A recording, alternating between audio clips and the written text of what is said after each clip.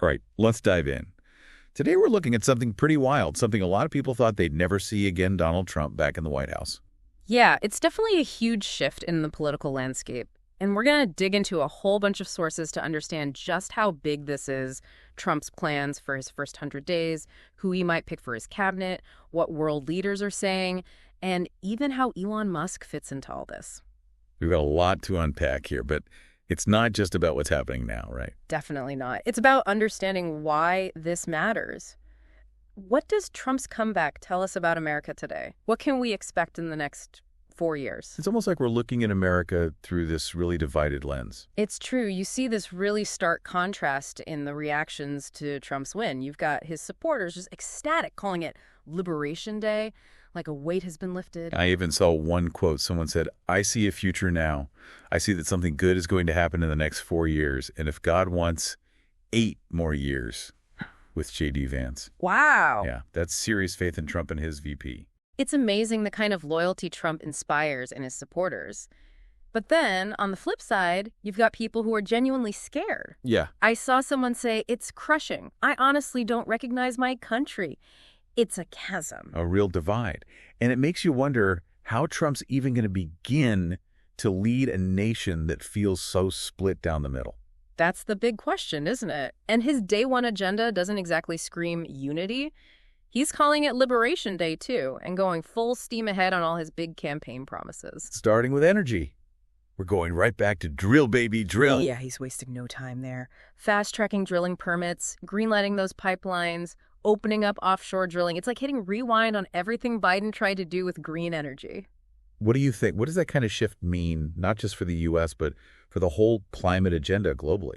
It's a big gamble, that's for sure, and one that's bound to have some major ripple effects internationally.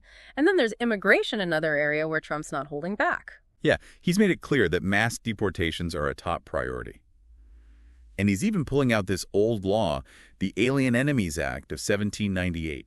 It's an interesting choice, a law from the founding days of the country.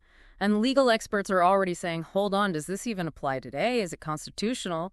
But it seems like Trump's willing to push those boundaries to get what he wants. And he's really turning up the pressure on Mexico, too. Yeah, making it very clear they need to help stop the flow of migrants and drugs. He's even threatened to slap a 25% tariff on all Mexican imports if they don't cooperate. That could easily spiral into a full-blown trade war. It's another high-stakes gamble right off the bat. Makes you wonder, will Mexico cave? Or are we heading for an economic standoff with global consequences? Now, speaking of gambles, let's talk about the team Trump's putting together. He's picking his cabinet, and one thing's clear. Loyalty is key. Oh, absolutely. He's learned from his first term. This time around, it's all about surrounding himself with people he can trust completely, people who are fully on board with his vision. No more disloyal appointees. Exactly. And it starts with his VP, J.D. Vance, the first millennial on a major party ticket, a 40-year-old former Marine and venture capitalist. It's interesting how Vance went from criticizing Trump to becoming such a loyal supporter. Shows how Trump can pull people in, even those who were initially skeptical. He's got that knack, and Vance's background, his youth, his military service, that could appeal to demographics Trump maybe struggled with before. And then you look at potential picks for Secretary of State names like Rick Grinnell, known for his hard line on NATO, and Bill Hagerty, who's very vocal about China. Both seem like clear signs that Trump's America First foreign policy is back in full force. Yeah, those picks would signal a real shift away from the globalist approach of the past. And then you've got Mike Pompeo, a seasoned Trump ally, potentially coming back as defense secretary, someone with a deep understanding of how Trump operates. So continuity in national security, maybe. Possibly. But then you've got these really interesting picks like Robert F. Kennedy Jr. for health secretary. That one raised a few eyebrows, to say the least. Kennedy, the environmental activist and the vaccine skeptic. Even some Republicans are uneasy about that one. I mean, what does this mean for U.S. health policy, especially after the pandemic? Trump said he'd let Kennedy go wild with health. Sounds exciting. Maybe a little scary, too. For sure. And then there's Kash Patel, an Indian-American Trump loyalist who might play a key role, maybe in intelligence. That could suggest a shift in focus towards South Asia, something to keep an eye on. And of course, we can't forget Elon Musk. Ah, yes, the billionaire CEO of Tesla and a vocal Trump supporter. He doesn't want a cabinet post, but is pushing for a whole new department, the Department of Government Efficiency, or DOGE, as he calls it. Classic Elon thinking big. Yeah. He wants to cut bureaucracy, streamline government. A big goal. Can he make it work within the Trump administration? We'll have to see. But it's clear that there's a real mix of personalities and agendas swirling around Trump right now. Loyalists, wild cards, potential clashes within the Republican Party itself. Exactly. You've got the traditional Republicans, often pushing for a more interventionist foreign policy and fiscal conservatism. And then you have the populists like J.D. Vance, Donald Trump Jr., even figures like Tucker Carlson. They're more isolationist, focused on domestic issues. So how will all this play out? It's going to be interesting to see how this internal power struggle shapes the Trump administration. Definitely. But okay, we've got this divided America, a president with a bold agenda, a cabinet full of strong personalities, and a power struggle brewing within his own party. What does this mean for the rest of the world? How are global leaders reacting to Trump's comeback? Well, let's start with South Asia, a region where we could see some major policy shifts under Trump. India seems pretty happy about Trump's win. His close relationship with Modi is no secret. And remember, one of Trump's first calls after winning was to Modi. Before many traditional allies, too. Yeah, that's a real signal of where Trump's priorities might lie. This renewed focus on Asia, on India specifically, could have big geopolitical implications, could reshape alliances and power dynamics in the region. Absolutely. And then you've got Pakistan, which might be facing a tougher time with Trump back in charge. Remember, he was pretty critical of Pakistan during his first term. Accused them of harboring terrorists, cut off military aid. That they were playing a double game. Right. And this is a big contrast to Biden's attempts to reset relations with Pakistan. So with Trump back, we could see a return to those tensions, that confrontational dynamic, especially given his close ties with India. It seems like Trump's already got his eye on Bangladesh, too, specifically the interim regime led by Mohammed Yunus. He's voiced concerns about the situation there, saying that Hindus and minorities are being targeted. And he's criticized Yunus, who's got strong ties with the Democratic Party, the Clintons in particular. Makes you wonder if those personal views will influence U.S. policy toward Bangladesh. We've seen how Trump prioritizes personal relationships, sometimes even over typical diplomatic protocols. True. And then there's the Taliban. They've said they're cautiously optimistic about starting a new chapter with the U.S. under Trump. It's a reminder of how Trump's willing to engage with unconventional players. Remember his meetings with Kim Jong-un. He's not afraid to break diplomatic norms, which can sometimes lead to unexpected breakthroughs, but also potential pitfalls. That unpredictability is a real hallmark of Trump's foreign policy. It's going to keep the world on edge. It's true. And speaking of keeping the world on edge, there's another big trend that's been shaking up politics globally, the cost of living crisis. That played a significant role in Trump's victory, and it's a story we've seen play out in elections all over the world. It's been happening everywhere, from Britain to South Korea, South Africa to France, incumbents losing elections because people are worried about inflation and the rising cost of living. It's a clear message from voters. They care about their wallets. Economic well-being trumps ideology every time. They're struggling, and they're holding their leaders accountable. And even though we saw some improvements in inflation and GDP numbers here in the U.S., that economic anxiety was still a key factor in the Democrats' defeat. It shows that people's feelings about the economy can lag behind actual data. Even if things are technically getting better, if people don't feel it in their daily lives, they'll vote for change. It's a wake-up call for politicians everywhere. They can't just rely on signaling their values or ideology to win elections. They have to deliver actual results that improve people's lives. They have to, or they risk losing their jobs. Now let's shift focus for a bit and zoom in on Donald Trump himself. His journey from business tycoon to twice impeached president and now back in the Oval Office, it's pretty remarkable. It's like a Hollywood movie, full of highs and lows, scandals, comebacks. He's such a hard person to categorize.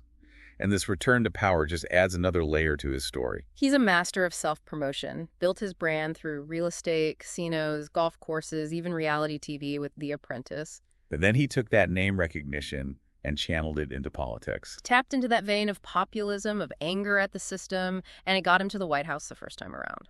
That first term was a whirlwind. Tax cuts, trade wars, impeachment, all those Twitter feuds, his inflammatory comments, and then, of course, his refusal to concede in 2020. Which led to January 6th, his second impeachment.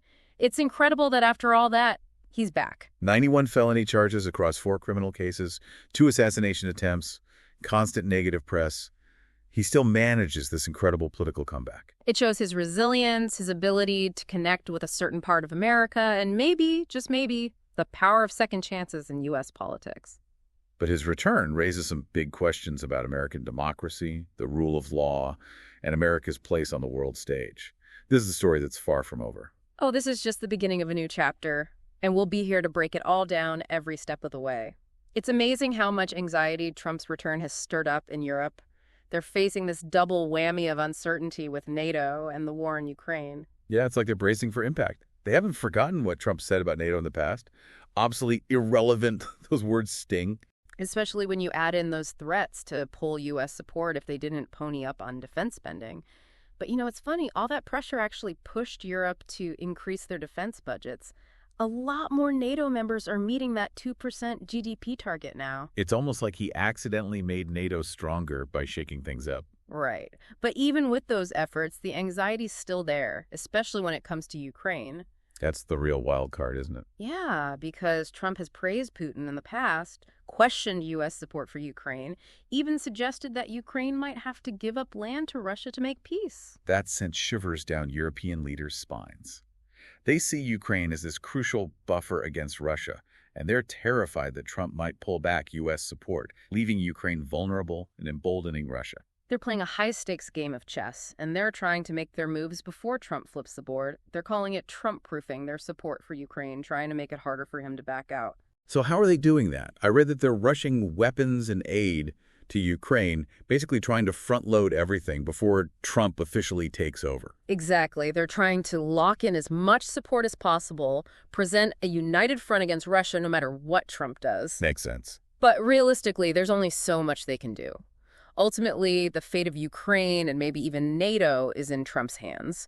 What he decides in the next few months will have a huge impact on Europe's security and stability, probably on the whole world, really. Well, while we're on the topic of things with huge impact, let's switch gears for a bit and do a post-mortem on the Democrats. What went wrong? How did they lose so badly? I bet there's a lot of finger-pointing going on right now. Some people are blaming Kamala Harris, saying her campaign just didn't connect with voters. That she was too tied to the Biden administration, which wasn't popular. Right. It's a tough spot to be in. Trying to be loyal, but also establish your own identity, your own vision. It seems like she couldn't quite strike that balance, and voters didn't know what she stood for. It happens. And then you've got the people who put the blame squarely on Biden himself. His approval ratings were low, his age was a factor, and there was this sense that he was out of touch. Maybe it's time for him to step aside. Maybe. And then there's Bernie Sanders, the veteran progressive. He's been pretty vocal, saying that the Democrats focus too much on identity politics and social issues and not enough on the economic concerns of working-class Americans. Like they forgot about those forgotten men, the blue-collar workers who are struggling, who feel like the system is rigged against them. That was a big part of Trump's appeal in 2016. And it seems like it still resonates today. Absolutely. So now the Democrats have this huge task ahead of them. They have to figure out who they are, what they stand for, how to connect with their base again, and how to bridge the gap between their progressive and moderate wings. If they don't, they risk becoming irrelevant. Exactly. Now, on the other side of the spectrum, you've got Elon Musk. He seems to have mastered the art of playing the political game, and it's paid off big time. It's like he saw this coming. His early endorsement of Trump, his massive donations, his active campaigning, he put all his chips on Trump. And it looks like he won big. He definitely did. Tesla stock surged after Trump's win, which added billions to Musk's fortune. But it's not just about the money, it's about the message it sends. This close alliance with Trump raises some interesting questions about where the tech industry's loyalties lie. Yeah, are they driven by ideology, or is it more about self-interest and political strategy? It's telling that so many tech leaders who criticized Trump before are now congratulating him and pledging to work with him. It's like pragmatism won out over everything else. It's a good reminder that relationships matter in politics, and aligning yourself with the winning side can be very, very lucrative. But this close relationship between Trump and Musk makes you wonder about the future of tech regulation, innovation, and how much influence big tech will have on politics. Definitely something to keep an eye on. Okay, so we've covered Europe's worries, the Democrats' defeat, and Elon Musk's strategic win with Trump. But let's zoom out for a second and look at how Trump's victory fits into a bigger global trend. You're talking about populism, right? Yeah. It's not just an American thing. It's been shaking things up all over the world, Europe, Asia, Latin America. People are frustrated with the status quo. They feel ignored by the establishment, like the system isn't working for them. And the cost of living crisis is a big part of it. Inflation, stagnant wages, economic insecurity. It's a breeding ground for populist movements. People are struggling, and they're drawn to leaders who promise solutions, even if they're radical. It's a sign that something's broken. Exactly. Trump's win and the rise of other populist leaders shows that people are ready for change. They're willing to take a chance on something different, even if it's risky. It's a wake-up call for those in power. They can't ignore economic anxieties or dismiss populist movements as fringe groups. They need to adapt, listen, and come up with real solutions. If they don't, they risk more polarization, a breakdown of democratic norms, and the rise of authoritarianism. It's a serious warning. But now, let's step back in time for a moment and dive into the incredible life story of Donald Trump. It's quite a ride. From brash New York real estate mogul to twice impeached president, and now, back in the Oval Office, it's full of twists and turns, highs and lows, contradictions. It's like the ultimate American dream story, but it also shows the darker side of ambition, power, and personality cults. He was born rich, inherited his father's real estate empire, and quickly made a name for himself. Skyscrapers, casinos, golf courses. He was a tabloid fixture, a symbol of success and excess. And then he took that fame and turned it into reality TV gold with The Apprentice. He became a household name, and then he jumps into politics. A lot of people laughed at first, but he knew how to tap into that anger, that resentment, especially among white working-class voters. He was brilliant at exploiting cultural anxieties and economic grievances, and it got him to the White House. And that first term was wild tax cuts, trade wars, impeachment, all those Twitter battles, the inflammatory rhetoric. And of course, his refusal to accept the 2020 election results, which led to the Capitol riot and his second impeachment, it's mind-blowing that he's back after all that. Facing 91 felony charges across 4 different cases, 2 assassination attempts, and constant bad press. And he still pulls off this amazing comeback. He's resilient, he's got a connection with a certain segment of the population, and maybe there's something to be said about second chances in American politics. His return marks a new chapter in an already incredible story. It's hard to say what his legacy will be, but one thing's for sure. Donald Trump has changed American politics, and he's left a mark on the country that won't be erased anytime soon. It's wild, right? After everything, his supporters are still so loyal. They see him as a fighter, someone who's on their side, battling a system they think is rigged against them. Yeah, that's a powerful feeling, that connection of being the underdog, taking on the establishment. He's really good at tapping into those fears, anxieties, giving people simple answers to complex problems, promising to make America great again, whatever that means to them. And he's brilliant with the media, especially social media. He doesn't need those traditional filters. He just goes straight to his followers, controls the message. It's like he's rewritten the rules of political communication. Definitely. And his opponents are still trying to figure out how to counter that, how to break through that online echo chamber. But let's step back for a second. Trump's win isn't happening in a vacuum. It's part of this global wave of populism. Right, we're seeing it everywhere. Fueled by inequality, by divisions in society, by this growing distrust of institutions. We see it in Brazil and Hungary, the Philippines. Something's not working and people are desperate for change. They feel like the old ways aren't delivering. And the cost of living crisis just fuels that fire. Inflation, wages not keeping up, people feeling insecure. It creates this perfect breeding ground for populism. Yeah. They're struggling. And they gravitate towards anyone who promises solutions, even extreme ones. It's a sign that something needs to change. For sure. The big question for democracies is how to deal with this discontent, how to actually fix inequality and injustice, and how to make people believe in the system again. Big questions. Because if they don't figure it out, we risk seeing even more division, more erosion of democratic norms, maybe even the rise of authoritarianism. It's a pretty scary thought. It is. But before we finish up, I want to leave you with this thought. We've talked a lot about Trump, his policies, his personality, the impact he has. But America's story is much bigger than any one person. Right. It's about all of us, the people who make up this country. It's about our hopes, our dreams, our struggles, everything. It's about the institutions, the laws, the things that hold us together, that guarantee a peaceful transfer of power, protect our rights, and let us pursue justice and equality. It's about our values, what guides us, the kind of future we want. The future is uncertain, no doubt. But it's going to be shaped by the choices we make, the actions we take, the conversations we have. So let's have those conversations. Let's debate, listen to each other, and try to build a better future together. Well said. Thanks for joining us on this deep dive. We'll be back soon to explore more fascinating topics. Until then, keep diving deep, keep asking questions.